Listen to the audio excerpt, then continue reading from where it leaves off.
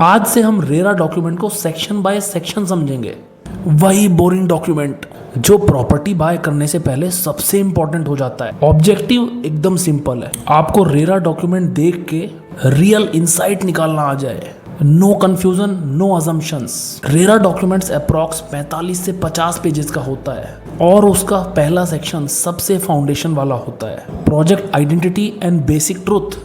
पर बायर्स यही सबसे ज्यादा गलती करते हैं। ये सेक्शन क्लियर करता है प्रोजेक्ट का रजिस्टर्ड नाम, location as per records not brochure, project type residential, commercial या मिक्स्ड, प्रमोटर का लीगल नाम, applicable RERA jurisdiction, registration year. ये मार्केटिंग का ट्रूथ नहीं होता, ये लीगल ट्रूथ होता है।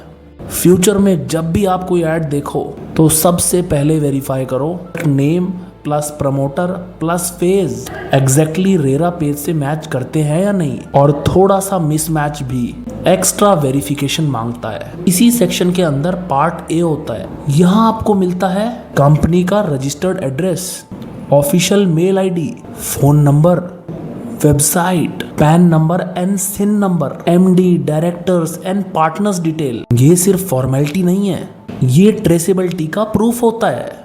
इसी सेक्शन में एक और इम्पोर्टेंट चीज होती है, रजिस्ट्रेशन फीस डिटेल, जो बिल्डर ने रेरा को पे की होती है। प्रूफ होता है कि प्रोजेक्ट सिर्फ अप्लाई नहीं हुआ, प्रॉपरली रजिस्टर भी हुआ है।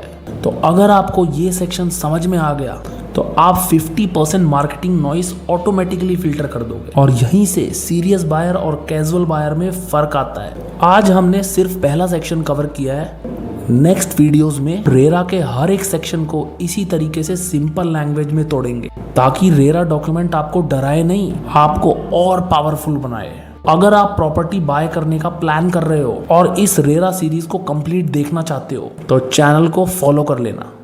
कोई भी सेक्शन मिस हुआ तो कंप्लीट क्लैरिटी मिस हो सकती है और उसकी जिम्मेदारी सिर्फ आपकी होगी।